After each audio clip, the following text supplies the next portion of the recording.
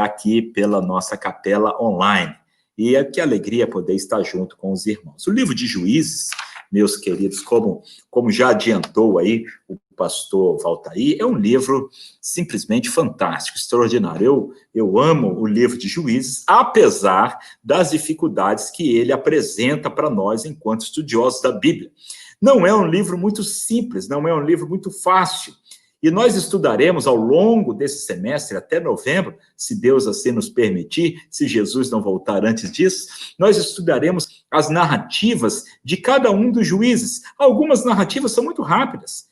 Alguns juízes falam um versículo só, e outros juízes você tem capítulos e mais capítulos, e nós trataremos, às vezes, 2, 3 capelas sobre o mesmo juiz. Mas trabalharemos as histórias passo a passo. O livro de Juízes, ele é composto predominantemente de narrativas. O gênero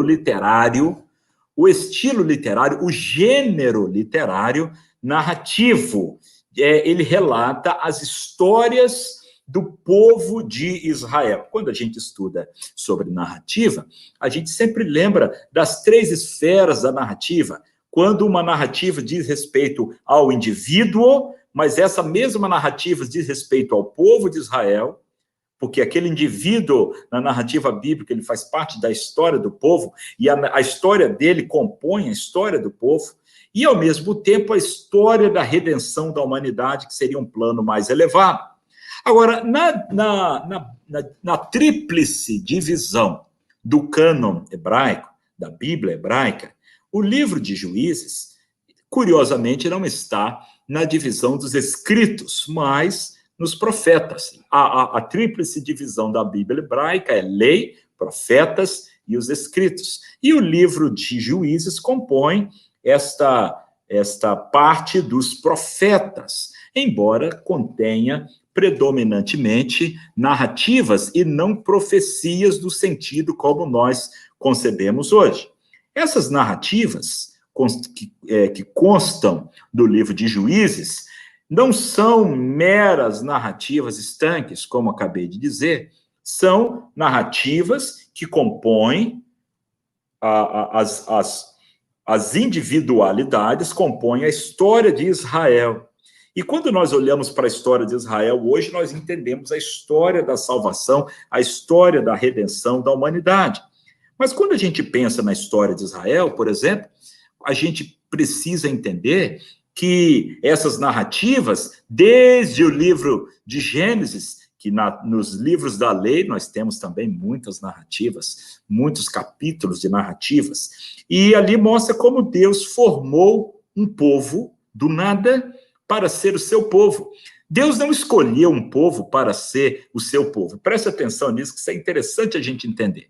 Lá em Gênesis 12, Deus não escolhe um povo e elege aquele povo para dizer assim, não, agora esse povo vai ser o meu povo. Não, senhor. Deus escolhe um homem e uma mulher. Um homem de 75 anos e uma mulher de 65 anos, e este casal que não tinha filhos, Deus escolhe este casal de idosos, sem filhos, Sara estéril, e Deus escolhe este casal, não para que fosse o povo de Deus, mas para que a partir dele, preste atenção, Deus criasse um povo para si. Deus fez do jeito mais difícil que existia. Ele não pegou um povo pronto e trouxe para ser o seu povo. Deus fez um povo, Deus criou um povo a partir de um casal de velhinhos, cuja mulher era estéril, e Deus cria do nada este povo. Abraão já com 100 anos, Sara com 90 anos, nasce Isaac, e a partir dali, as narrativas bíblicas nos mostram como Deus preparou, construiu um povo para si. E Deus cuidou desse povo, da descendência de Isaac, de Jacó, os filhos de Jacó, os filhos de Israel. Quando aquele povo vai para o Egito, na história de José, e aí aquele povo é guardado, é cuidado por Deus, se multiplica no Egito, até que vem o faraó que não conhecia José, e então este faraó começa a oprimir o povo, e quando o faraó oprime o povo clama a Deus. E Deus atende o clamor do povo, e Deus então tira o seu povo do Egito. Deus promove a libertação do seu povo, aquele povo que ele criou do zero, do nada, com Abraão e Sara, aquele povo que ele elegeu para ser o seu povo que abençoaria todas as famílias da terra. Deus escolheu um povo para que tivesse o seu nome, tivesse a sua bênção, e que por meio dele todas as famílias da terra seriam abençoadas. E Deus, então, tira o seu povo do Egito por meio de Moisés. E a gente conhece a história, o povo peregrinou na terra por muitos anos. Naquele período de peregrinação no deserto, Deus deu ao povo uma lei, Deus fez com o povo aliança. Então, veja bem, Deus faz uma aliança para que o povo cumprisse como seu povo da aliança. Deus entrega ao povo a lei para que o seu povo obedecesse às suas leis. E Deus, então, promete uma terra, a terra prometida, a terra de Canaã. E no livro de Josué, o povo entra na terra prometida. O livro de Josué nos relata a conquista da terra, no cumprimento da promessa de Deus. Então, preste atenção, recapitulando, Deus forma um povo para si, Deus elege esse povo, Deus faz aliança com esse povo, Deus dá leis a esse povo, Deus cuida desse povo, Deus faz maravilhas no meio desse povo, Deus promete uma terra para esse povo, Deus dá a terra para este povo. E o livro de Juízes, então, nós chegamos agora no ponto em que encontramos o livro de Juízes, porque o povo já está na terra prometida, e alguns anos depois, aqui é uma polêmica nessa questão dos anos, eu vou falar sobre isso, uns dizem 200, outros dizem 400, mas alguns anos depois, muitos anos depois, o povo teria um rei, seria um povo, uma monarquia, uma nação politicamente organizada, forte, militarmente poderosa. Então, veja bem, a transição entre a conquista da terra, a saída do Êxodo e a nação de Israel nos tempos da monarquia de Davi, por exemplo, é no meio dessas duas realidades, é no meio dessas duas épocas que nós encontramos aqui o período dos juízes. O período chamado o período dos juízes, então,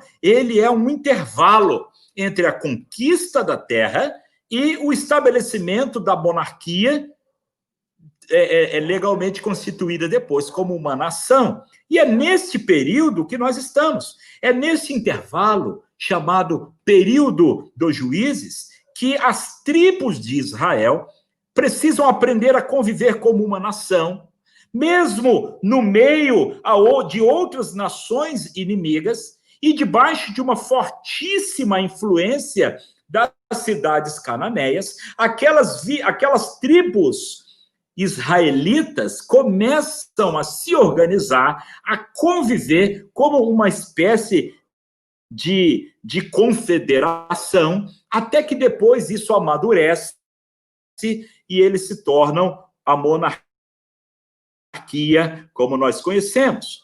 É um momento de transição entre a vida tribal, nômade e desarticulada, e a organização de uma nação organizada, poderosa, com exército, com monarquia, com reis e etc.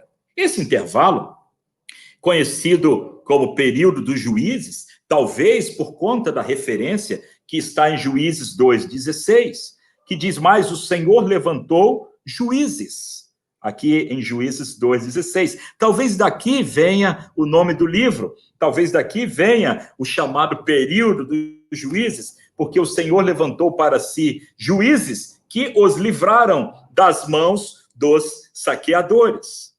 O querido, saudoso pastor Russell Shedd, ele diz o seguinte acerca dos juízes. Ele diz o seguinte, abre aspas: esses juízes eram indivíduos controlados pelo Espírito que, em tempos de emergências nacionais, livraram o povo da guerra E depois de tê-los livrado da opressão de algum poder estrangeiro, continuavam liderando o povo na paz. Funcionavam como magistrados, tanto militares como civis. Preste atenção, então, que esses juízes, eles não eram sacerdotes, eles não eram profetas, eles não eram líderes espirituais, no sentido de como nós poderíamos imaginar hoje os pastores, os missionários, gente que cuida da parte espiritual. Não, eles eram indivíduos tomados pelo poder do Espírito de Deus e que lideraram o povo em questões administrativas e militares. É claro que muitos juízes fizeram reformas importantes na questão da fé, na questão religiosa, na questão espiritual, especialmente deixar a idolatria para trás e voltar-se para a adoração ao Deus de Israel. Mas não era essa a grande característica dos juízes. Eles eram líderes civis ou militares, como diz aqui o doutor Russell Shedd, que funcionavam como magistrados, que lideravam o povo no meio daquela transição em que eles estavam vivendo. Na saída do Egito, a liderança de Moisés, a recepção das leis, até o estabelecimento da plena monarquia. Foi esse o período dos juízes. William Lazor, no seu livro clássico de introdução ao Antigo Testamento, ele fala o seguinte sobre os juízes, abre aspas, o juiz era um líder carismático, não escolhido oficialmente pelo povo, mas levantado por Javé. O Espírito de Deus descia para dar poder ao juiz, a fim de que pudesse lidar com uma situação particular. Palavras minhas, essa situação particular, geralmente o enfrentamento de um inimigo. Então, o Espírito de Deus, como explica o Lazor, ele descia e tomava aquele indivíduo com um poder especial, um líder carismático, para atuar naquela situação particular. Continua, volta às aspas. Não era rei e não estabelecia uma dinastia ou uma família governante. O juiz era a pessoa, homem ou mulher, escolhida por Deus para expulsar o opressor e dar paz à terra e ao povo. Essas eram as características dos juízes, alguns muito conhecidos, outros menos, alguns mais polêmicos, outros mais ortodoxos. Mas o livro relata, e nós veremos isso ao longo desse semestre, a história de 13 juízes que governaram Israel, governaram nesse esquema de juízes, desde os dias da morte de Josué até o estabelecimento da monarquia, ali com Eli, Samuel, profeta, e Saul, o primeiro rei. Otoniel, Eude, Sangar, Baraque, Débora, Gideão, Tola, Jair, Jefté, Ibzan, Elon, Abdon e Sansão. Esses são os 13 juízes cuja história nós estudaremos a cada terça-feira nas nossas capelas. É provável que alguns desses juízes tenham governado simultaneamente. Aí que está a disputa, a polêmica acerca da datação do livro, do período coberto pelo livro. Porque se nós somarmos todas as datas, quando diz o juiz tal julgou 40 anos, o outro 20 anos, se nós somarmos todas essas datas, dá um total de 410 anos. 410 anos, que seria o tempo entre a morte de Josué, a tomada de Canaã e a morte de Josué, e o estabelecimento da monarquia com Saul. Só que essa conta é bastante questionada, porque não bate muito esse período, e alguns dizem que não chega a 400 anos, que seria no máximo 200, no máximo 250 anos.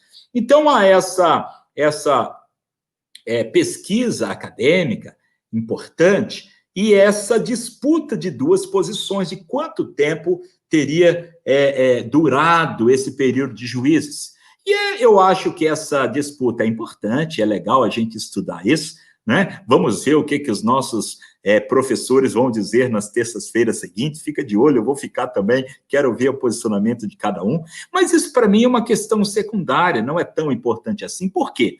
Porque eu penso que alguns desses juízes, eles julgavam simultaneamente, um no norte, outro mais ao sul, de modo que esses 410 anos não foram 410 anos linear, isto é, você tem 40, o outro reinou 40, então 40 mais 40, 80. Não, mas esse 40 aqui começou antes do outro terminar, então há um sombreamento dessa data.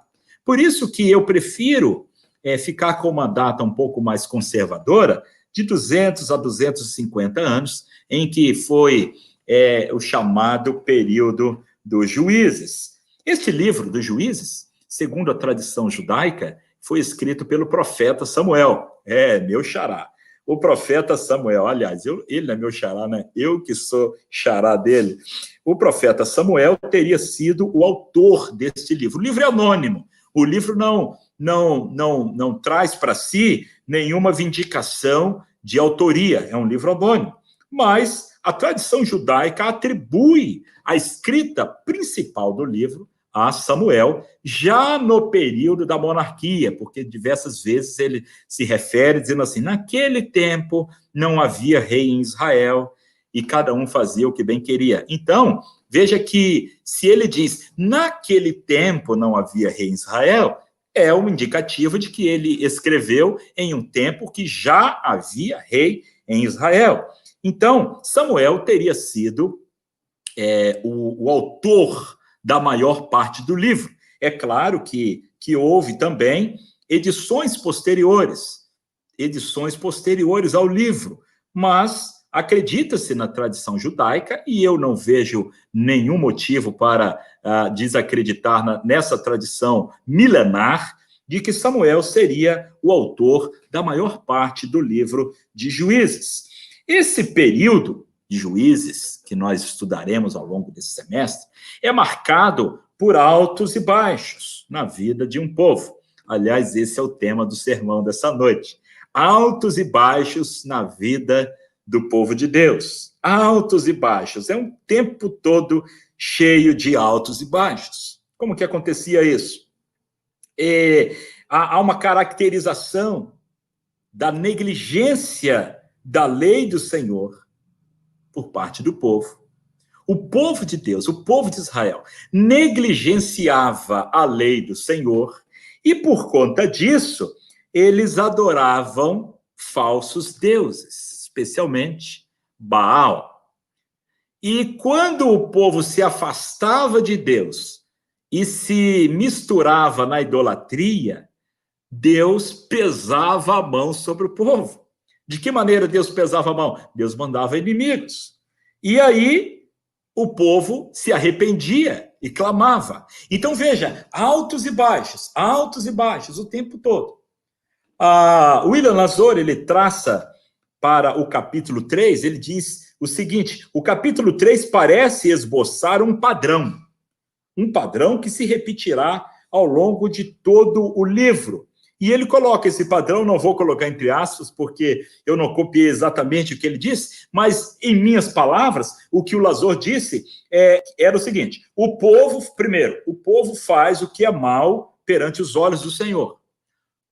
O povo faz o que é mal, o povo se afasta, o povo peca, especialmente como? Servindo a outros deuses. Deixando a lei do Senhor, deixando a adoração exclusiva a Yahvé para adorar outros deuses pagãos da terra dos cananeus. Quando o povo faz isso, segunda coisa, o Senhor envia um povo inimigo, um povo concorrente, que vai oprimir este povo. Isso é o castigo de Deus. O povo se afasta, adora outro Deus, Deus envia um povo para oprimir. Esse povo pode ser os filisteus, pode ser os amonitas, vários povos com os quais o povo de Israel vai lutar. Terceiro, quando Deus envia esse povo, o povo clama ao Senhor. A gente vê isso. Há um padrão bastante repetido ao longo do livro, com um pouquinho mais e um pouquinho menos. O povo clama ao Senhor. Quando o povo clama ao Senhor, o que é que Deus faz? Deus envia um libertador, os juízes, que livrariam o povo deste opressor. Em quinto lugar, este opressor é derrotado. E em sexto lugar, o povo volta a ter descanso. Olha aqui que interessante, quando o povo volta a ter descanso, o que acontece? Ele peca de novo. O povo volta a ter descanso, peca de novo, se afasta de Deus de novo, e aí Deus manda um outro inimigo, aí o inimigo oprime, aí o povo clama de novo, aí Deus manda outro libertador, aí o libertador derrota e afasta aquele povo, aí o povo vive paz de novo. Quando vive paz, o que é que eles fazem? Relaxam, e aí voltam a pecar, voltam à idolatria, e Deus manda outro inimigo, e vai esse ciclo de altos e baixos na vida do povo de Deus. Tem um ditado aí bem comum na internet, eu acho muito interessante, eu converso isso com meu filho, que é mais ou menos assim: tempos difíceis gera homens fortes. Homens fortes geram tempos fáceis. Tempos fáceis gera homens fracos. E homens fracos gera tempos difíceis. Aí começa de novo. E tempos difíceis gera homens fortes. Homens fortes gera tempos fáceis. Tempos fáceis gera homens fracos. Homens fracos geram tempos difíceis. E tempos difíceis geram homens fortes. E é um ciclo que não acaba. Era mais ou menos isso que acontecia no livro de Juízes. Pega a sua Bíblia aí, por favor. Quero ler com você no capítulo 2 e tirar algumas lições preciosas, aplicações para a nossa vida nesta noite. Hoje é apenas uma introdução, uma visão panorâmica do livro, mas eu preciso aprender, não quero te ensinar nada, eu preciso aprender para a minha vida lições preciosas da palavra de Deus.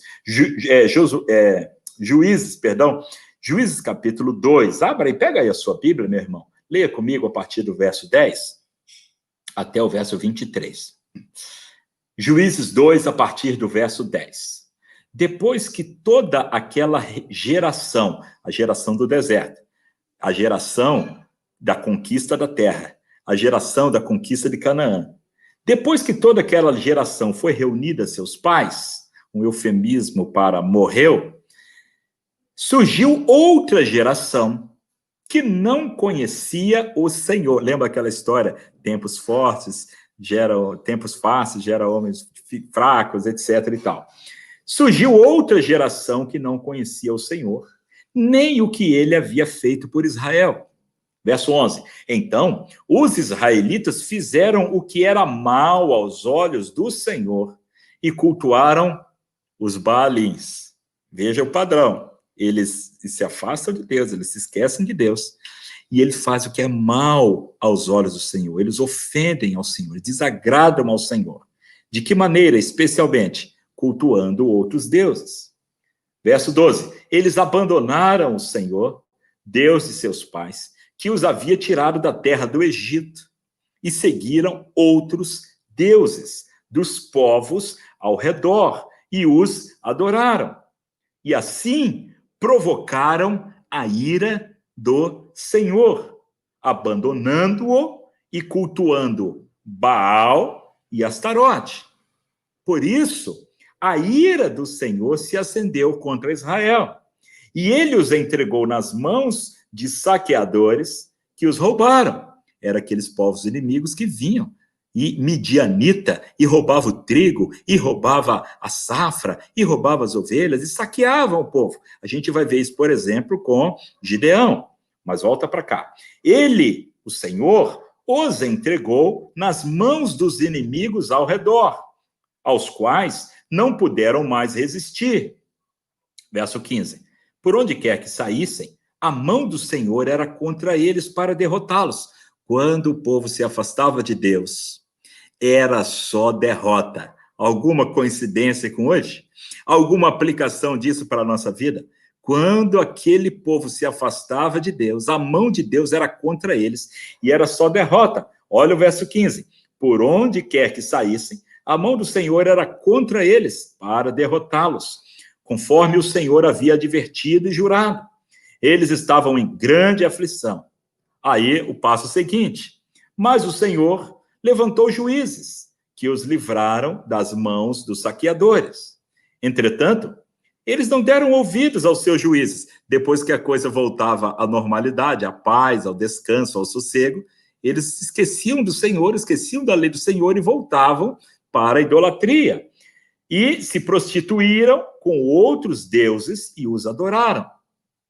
Logo se desviaram do caminho em que seus pais haviam andado em obediência aos mandamentos do Senhor, não seguiram o exemplo deles. Verso 18.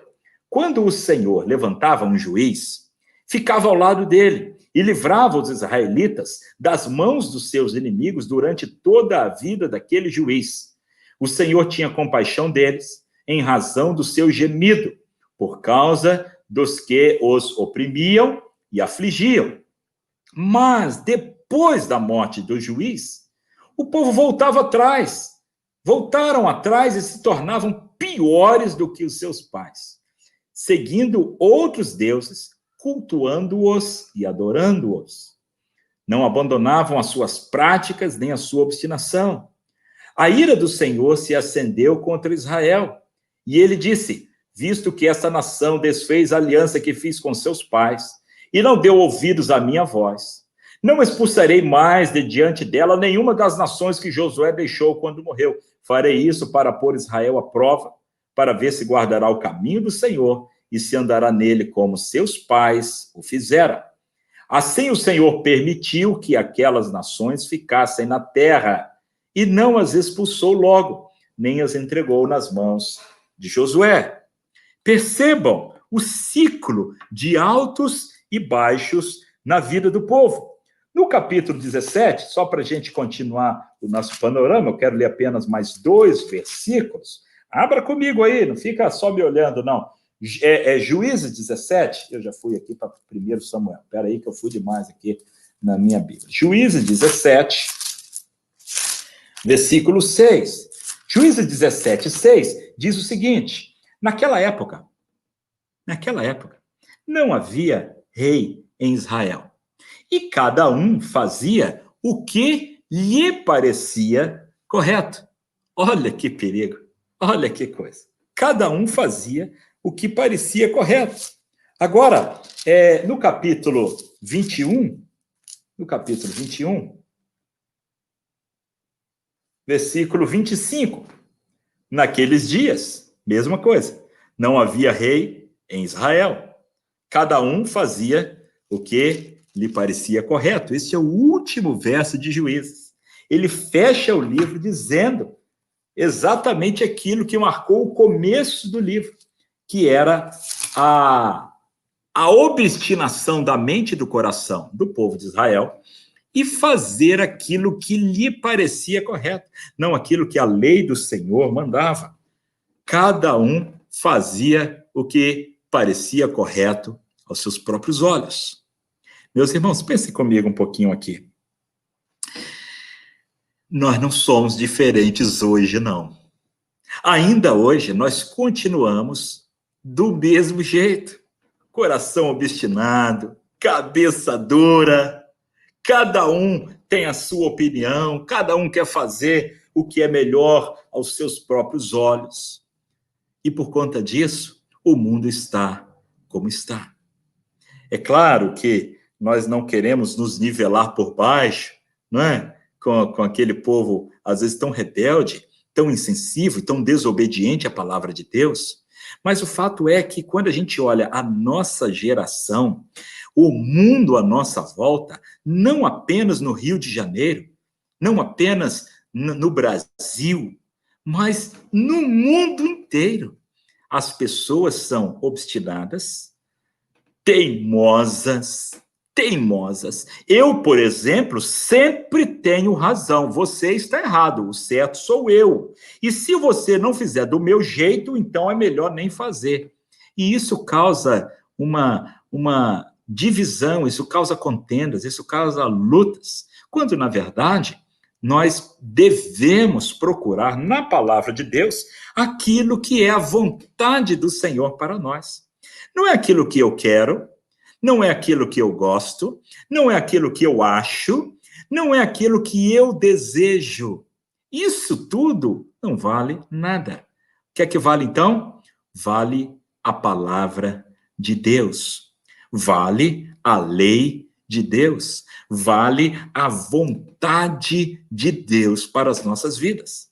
Quando nós nos esquecemos da lei de Deus e da vontade de Deus, de nos submetermos a Ele integralmente, e nós fazemos tanta questão dos nossos achismos, nossos achômetros, nossas teses, nossas teorias, nossas hipóteses, nossas vontades, meu gosto, meu desejo, me agrada, minha felicidade. Ah, meus irmãos, nós nos tornamos como aquele povo do período dos juízes, altos e baixos, cada um fazia o que bem parecia aos seus olhos.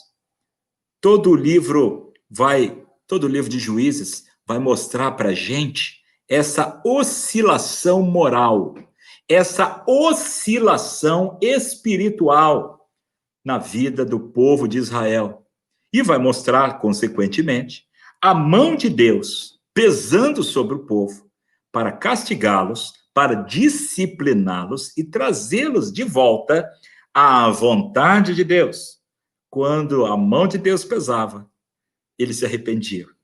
Aí eles viam a bobagem que eles fizeram. Vê se a história não é igual a nossa. Fala a verdade aí.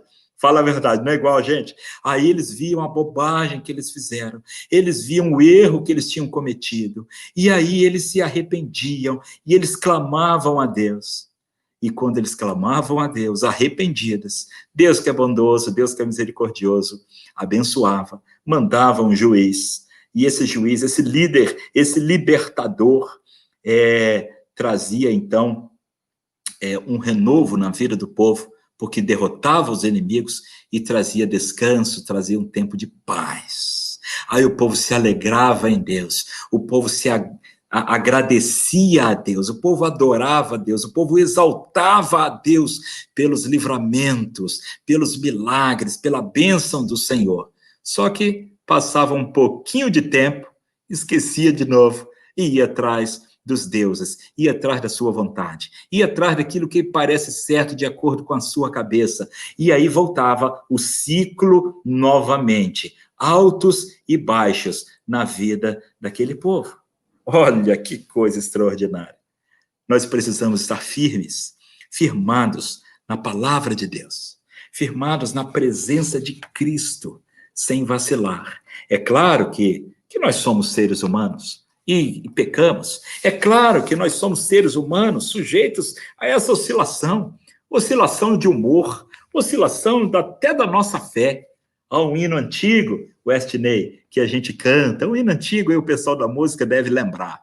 Oscilando minha fé, Cristo valerá. É isso aí. Porque se eu for depender da minha fé, da minha posição, da minha estrutura emocional, da minha estrutura espiritual, ai de mim, coitadinho de mim. Mas quando eu permaneço firme em Cristo, Cristo nos valerá. Altos e baixos na vida do povo de Israel, altos e baixos na nossa vida também. Deixa eu tirar 4 lições, 4 aplicações rápidas sobre isso que acabamos de dizer. Em primeiro lugar, eu vejo no verso 10 do capítulo 2, deixa sua Bíblia aberta lá no capítulo 2, por gentileza, a partir do verso 10, é o texto que nós lemos. Eu vejo, em primeiro lugar, que esses altos e baixos na vida do povo de Deus era por causa do desconhecimento dos feitos de Deus na história de seus antepassados. Sabe por que o povo tinha esses altos e baixos? Porque o povo desconhecia os feitos de Deus na história do seu povo, dos seus pais, dos seus antepassados. Olha lá o verso 10. Aquele povo, aquela geração foi reunida a seus pais e surgiu outra geração que não conhecia o Senhor, que não conhecia os feitos do Senhor por Israel. Quando nós não conhecemos o Senhor e não conhecemos os feitos do Senhor, isso não significava que eles não sabiam o nome de Deus. Isso não significava que eles desconheciam por completo a lei de Deus. Isso significava que eles não tinham conhecimento espiritual, vida com Deus, experiência com Deus. Os pais deles viveram com Deus. Os pais deles atravessaram o Mar Vermelho. Os pais deles sobreviveram no deserto comendo do maná. Os pais deles viam a coluna de nuvem de dia e a coluna de fogo de noite. Os pais deles viram as muralhas de Jericó caírem ao som das trombetas. Os pais deles experimentaram a boa mão de Deus, guardando, livrando, abençoando, fazendo milagres, fazendo maravilhas. Preste atenção, porque os pais deles conheciam a Deus, não apenas de ouvir falar, ou de ler na internet, ou de postar no Facebook. Eles conheciam a Deus por terem experiência com Deus. Meus irmãos, preste atenção numa coisa aqui. A gente tem vivido um crescimento grande dos evangélicos no Brasil. Me alegro com isso, me alegro, claro. Só que, ao mesmo tempo que eu me alegro, eu me preocupo. Por que, pastor Samuel, que você se preocupa? Me preocupo. Porque, antigamente, talvez na minha geração, na sua geração, você que, como eu, já passou dos 40, a gente tinha experiência de conversão. A gente chorava. Porque a palavra de Deus fazia sentido na nossa vida de um jeito tão especial, tão extraordinário, e a gente abandonava os ídolos, a gente abandonava os vícios, a gente abandonava aquela vida de pecados, e a gente deixava tudo aquilo para viver com Deus, viver para Deus em novidade de vida, em santidade de vida. Havia uma conversão muito visível, muito latente, muito explícita. Quando hoje em dia a coisa está um pouco diferente. Veja, eu não quero generalizar aqui, ser profeta da desgraça, não é isso não. Mas há uma cultura gospel no nosso meio, em que meu pai é crente, minha mãe é crente, minha avó é crente, meu tio é crente, e a gente cresce na igreja, a gente vai acostumando com isso. E aí eu fico na igreja, eu nasci na igreja, eu cresci na igreja, eu só conheço igreja. Aí eu vou para a universidade, eu saio com os amigos, eu começo a misturar as coisas da minha vida secular com as coisas da minha vida devocional, espiritual, sem que eu tenha, de fato, uma experiência com Deus. Há um evangelho cultural, há uma cultura evangélica, uma cultura cristã no nosso meio, mas sem que haja uma experiência pessoal com Deus.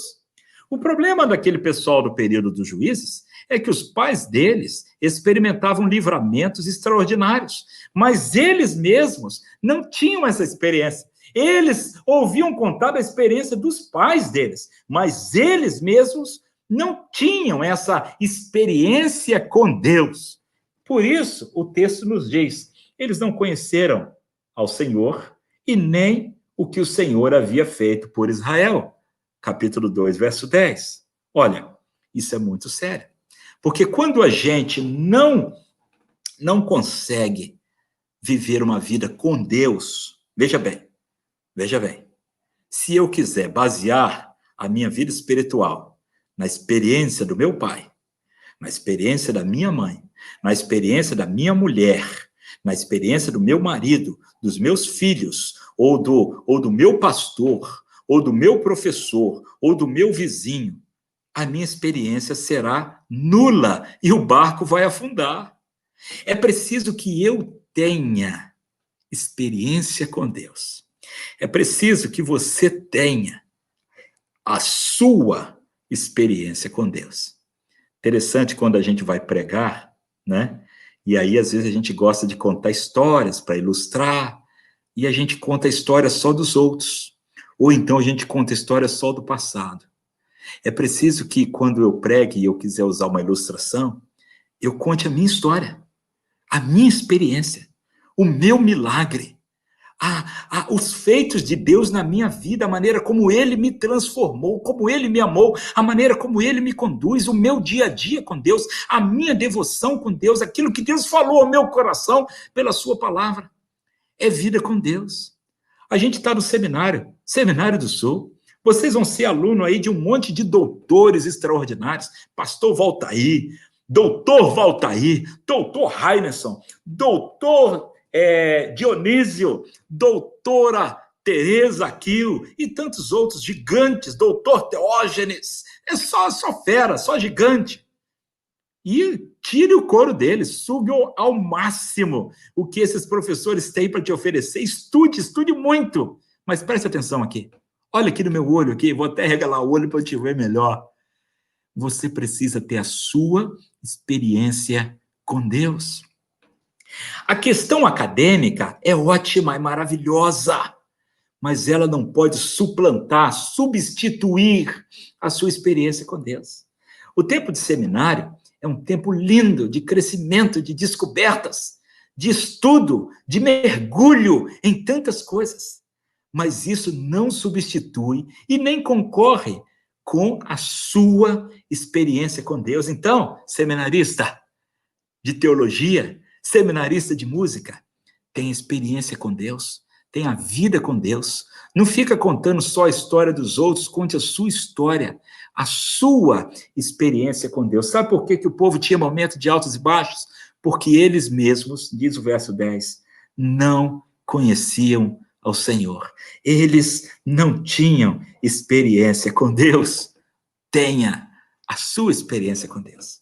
Agora é importante também você saber, como diz o verso 10, o que Deus fez com os nossos pais, o que Deus fez com os nossos avós, o que Deus fez com os nossos antepassados. Há pessoas que não conhecem a história dos batistas. Há pessoas que não conhecem a história dos batistas no Brasil. Há pessoas que desconhecem a inserção do protestantismo na América Latina. E aí sabe o que acontece? A gente fala o nome de gigantes, de histórias fantásticas, extraordinárias, e a pessoa simplesmente desconhece. Se ela desconhece, é claro que ela não valoriza, ninguém valoriza o que não conhece. E por que não valoriza? Porque desconhece, abre mão. E se aventura em tantas novidades, em tantos modismos, pelo simples fato de que não valoriza, porque não conhece a sua história. Então, querido, você que é batista, valorize a sua história, estude a sua história. Você que é presbiteriano, valorize a sua história, estude a sua história. Você que é da Assembleia de Deus ou de outra denominação, estude. É preciso saber que Jesus não veio para mim hoje, em 2020, não. Existe 2000 anos de história no mundo, e a história do cristianismo. 2000 anos de história do cristianismo no mundo. Há mais de 400 anos de história batista no mundo. Há mais de 140 anos dos batistas no Brasil. Eu não posso jogar isso na lata de lixo e desprezar. Eu preciso saber os feitos de Deus. Eu preciso saber o que Deus fez aos meus antepassados, a minha história, o legado que eles deixaram. Quando nós conhecemos isso e valorizamos isso, nós evitamos os altos e baixos. Aquele povo, ele tinha esses altos e baixos, diz o verso 2 aqui no capítulo 2, verso 10, depois que aquela geração foi reunida a seus pais, surgiu outra geração que não conhecia o Senhor e que não sabia o que ele havia feito por Israel.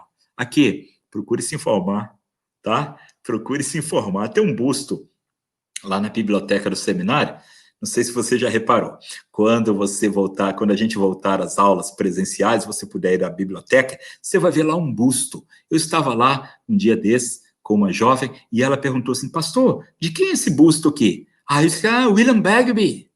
Eu todo alegre, eu todo serelepe. Esse é o William Bagby. Aí ela assim, e quem é o William Bagby? E ela não sabia quem é o William Bagby. E eu fiquei mais desapontado ainda quando eu contei essa história em outros lugares e que todo mundo que ouviu a história, ninguém sabia quem era o William Bagby. Então procure saber quem é o William Bagby, porque ele é o pioneiro dos batistas no Brasil, um gigante, alguém que Deus usou poderosamente para lançar os fundamentos, os alicerces daquilo que nós somos hoje. Você estuda no Seminário do Sul, o Seminário do Sul não foi criado semana passada, não? O pastor Fernando Brandão, nosso diretor, mas antes do pastor Fernando Brandão, antes do Valtair, antes do Samuel, antes da Teresa Aquil, antes do Dionísio, antes de nós, Quantos gigantes passaram por essa colina e sentaram na cadeira que você está sentado hoje? Olha, nós precisamos conhecer essa história, esse legado. E isso ameniza os altos e baixos, porque isso nos dá uma estrutura emocional e espiritual para nós elevarmos a nossa firmeza e a nossa constância. Em vez dos altos e baixos, nós seremos, como diz 1 Coríntios 15:58, firmes e constantes, sempre atuantes, sempre operosos na obra do Senhor. Segundo lugar, segunda lição, sabe por que eles tinham esses altos e baixos? Primeiro, porque desconheciam os feitos de Deus e não tinha nenhuma experiência com Deus. Segundo, porque eles sofreram uma influência pagã tremenda. Opa! Isso aqui tem a ver com a gente também. O versos 12 a 15 diz que eles abandonaram o Senhor, Deus de seus pais, que os havia tirado da terra do Egito. Olha só, hein? O Senhor, Deus de seus pais, que os havia tirado da terra do Egito. Veja como o escritor, ele trabalha com adjetivos, não para encher o tempo ou a página, mas para relembrar ao povo quem era esse Senhor. O Senhor, Deus de seus pais, que os havia tirado da terra do Egito. Eles abandonaram e seguiram os deuses dos povos ao redor. A influência dos cananeus, a influência da cultura cananeia, a influência do paganismo dominante, daquela cultura pagã dominante sobre a vida do povo de Deus, era tão forte e eles cediam tanto a essa influência que rapidamente eles que estavam vivendo com Deus abandonavam o Senhor e vinham cá embaixo. Eles que estavam lá em cima vinham cá embaixo. E por isso esse altos e baixos. Por quê? Porque eles sofreram uma influência tremenda da cultura pagã dominante. Preste atenção. Eles se envolveram com casamentos mistos. A ordem era: não case com as filhas dos cananeus. Eles casavam. Eles trocavam a adoração ao Deus único, ao único Deus. Ouve, ó Israel, o Senhor vosso Deus é o único Senhor. Eles esqueceram isso e começaram a adorar outros deuses.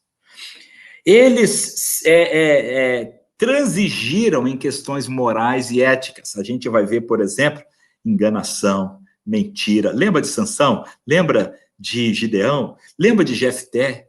O voto impensado de Jefté? Tudo aquilo era influência de quem? Dos pagãos, da cultura pagã. Aqueles casamentos, aqueles namoros doidos de Sansão, aqueles votos doidos que eles faziam, aquela ética relativista que eles imprimiam, era a influência da cultura pagã dominante sobre o povo de Deus. Aí eu te pergunto, você acha que hoje em dia, nós, como povo de Deus, estamos também sofrendo influência pagã? Estamos sofrendo a influência de um paganismo? Ora, é claro que estamos, claro que estamos. Em todo tempo, há uma influência, há uma cultura. Veja bem, eu não sou contra a cultura, pelo amor de Deus, de forma nenhuma, tem muitos pontos positivos na cultura. Eu, como missionário, sou grande estudioso da cultura, mas há pontos na cultura que são ateístas, anticristãos, ofensivos à lei de Deus, inversão de valores. É aquilo que Isaías diz que chamarão doce de amargo e o amargo doce. A luz chamarão trevas e as trevas chamarão luz. Inversão de valores, e é isso que está acontecendo hoje no nosso meio. E nós, muitas vezes, somos dominados pela influência cultural. E precisamos abrir os olhos para isso.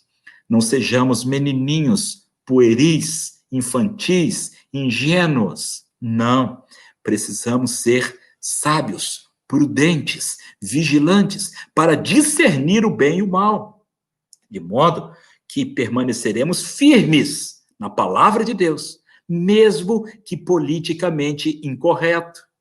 Você sabe que nós estamos vivendo a ditadura do politicamente correto. Você não pode dizer nada que desagrada a sociedade, porque senão você é rotulado, você é excluído do Facebook, você é banido das redes sociais, porque um juiz decide banir você das redes sociais e até te prender. por motivo A, B ou C. Ora, meus irmãos, nós precisamos estar preparados para denunciar o erro, para denunciar o pecado. E se você quiser deixar de ser meu amigo, porque eu estou dizendo a verdade, é um direito seu, mas eu não posso me furtar de dizer a verdade, com amor, com estratégia, com carinho, mas nós não podemos transigir com a verdade. Nós precisamos, especialmente eu e você, como vocacionados pelo Senhor neste tempo, precisamos pregar a palavra da verdade, custe o que custar. E olha, não podemos ceder, não podemos dobrar os nossos joelhos para Baal, não. Não dobre seu joelho para Baal, não. A ditadura do politicamente correto, a ditadura do o que é que tem? Pastor Samuel é muito radical, Pastor Samuel é muito fundamentalista, Pastor Samuel é muito duro. Não sou duro, nem fundamentalista, nem radical, nem coisa nenhuma. Nós simplesmente nos dobramos à palavra de Deus, e não à cultura, não à dominação pagã, não dobramos os nossos joelhos diante de Baal. Preste atenção nisso. Ame o que tem de positivo na cultura, valorize muita coisa linda na nossa cultura brasileira. Eu amo a cultura brasileira, nordestina, nortista, sulista, do centro-oeste, influência da cultura indígena, dos nossos povos originais, coisa linda. Agora, preste atenção, aquilo que é contrário à palavra de Deus, rejeite, não dobre seus joelhos diante de Baal. Terceiro lugar, sabe por que eles tinham altos e baixos? Porque eles negligenciaram a palavra do Senhor. Olha o verso 17. Entretanto, olha aí, capítulo 2, 17. Entretanto, não deram ouvidos nem aos seus juízes, pois se prostituíram com outros deuses e os adoraram. Logo se desviaram do caminho em que seus pais haviam andado em obediência aos mandamentos do Senhor, não seguiam o exemplo deles. Os seus pais foram obedientes à lei do Senhor, à palavra do Senhor, mas eles desobedeceram, eles negligenciaram. Olha o verso 20. A ira do Senhor se acendeu contra Israel e disse: visto que essa nação desfez a aliança que fiz com seus pais e não deu os ouvidos à minha voz, eu os expulsarei de diante, não expulsarei de diante de nenhuma das nações que Josué deixou. O fato deles desprezarem a palavra do Senhor foi um ponto assim que os levava abaixo, ladeira abaixo. Se eu e você nos esquecermos da história e não tivermos experiência com Deus, se eu e você nos deixarmos influenciar pela dominação da cultura pagã, se eu e você nos afastarmos e negligenciarmos da boa palavra de Deus, nosso fim será desastroso. Meu amigo, minha amiga, ame a palavra de Deus. Eu repito isso todo dia na sala de aula. Ame a palavra de Deus. Ame. É a palavra de Deus o nosso alimento, a nossa fonte de autoridade. A minha fonte de autoridade não é a filosofia, nem a psicologia, nem a economia, nem o direito. A fonte de autoridade é a palavra de Deus. Não abandone a palavra de Deus. Não despreze a palavra de Deus. Ah, mas isso me desagrada. Ah, mas isso me incomoda. Problema meu. Entre o meu incômodo, entre o meu desagrado, eu preciso ficar com a palavra do Senhor. Estude a palavra do Senhor, ame a palavra do Senhor, obedeça, não transija, não negocie princípios, ame a palavra do Senhor. Por fim, para a gente terminar, amém aí? Você já está doido para terminar? Deus levantou líderes no meio dos altos e baixos. No meio dos altos e baixos, Deus levantou líderes para restaurar o seu povo. O verso 16 do capítulo 2 diz assim: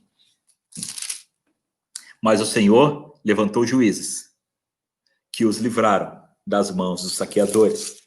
O verso 18, olha o verso 18. Quando o Senhor levantava um juiz, ficava do lado dele, e livrava os israelitas das mãos dos inimigos durante toda a vida daquele juiz.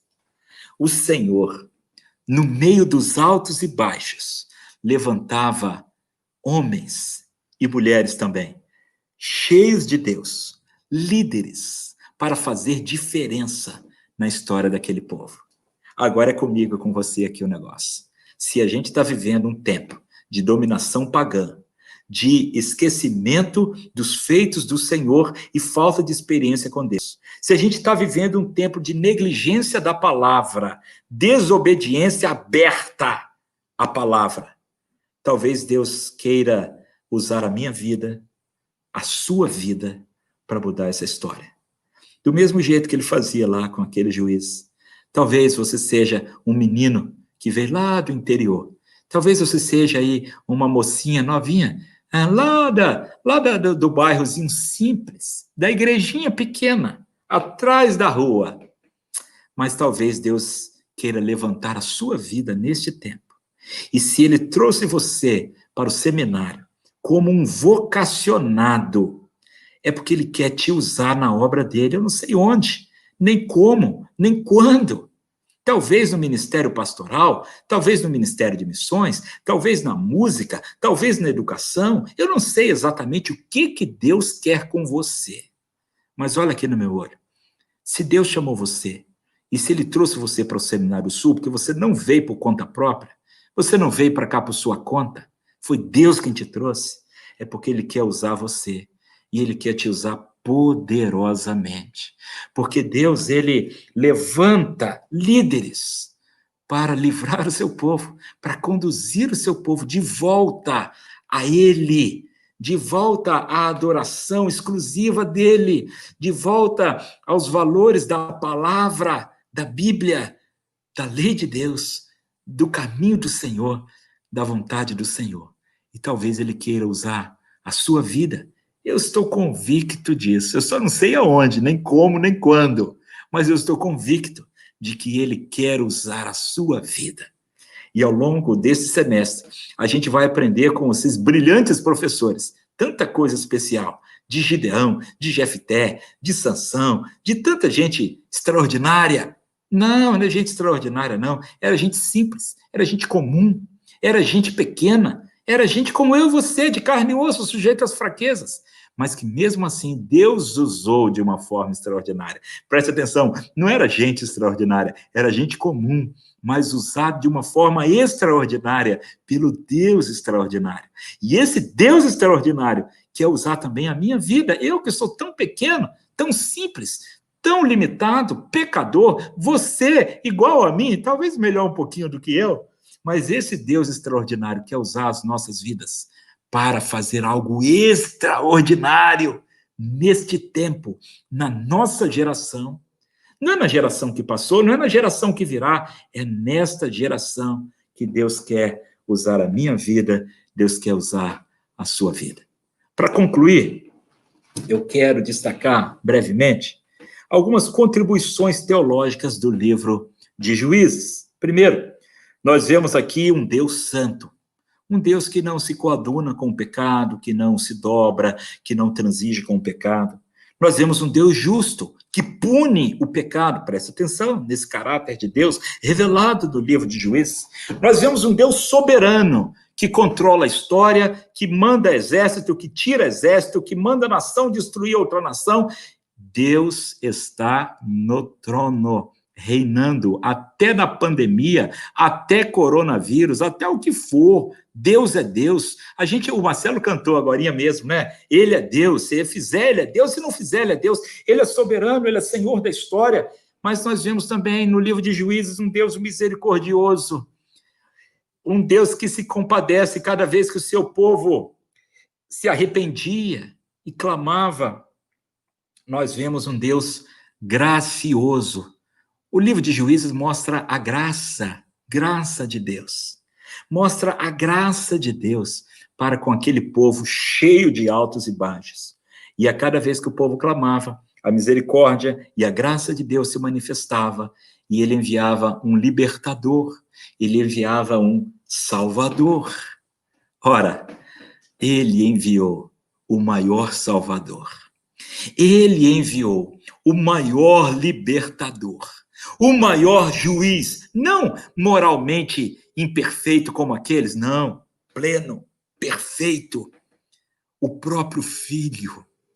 O nosso Deus enviou o seu próprio Filho para nós, como expressão de seu amor, de sua santidade, de sua justiça, de sua soberania, mas também de sua misericórdia, de sua graça e de sua salvação.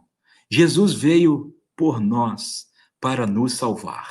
Ele é a expressão máxima do caráter justo, amoroso, santo, mas também misericordioso, gracioso e salvador de Deus. Jesus é a mão de Deus estendida à humanidade. Então, nesta noite,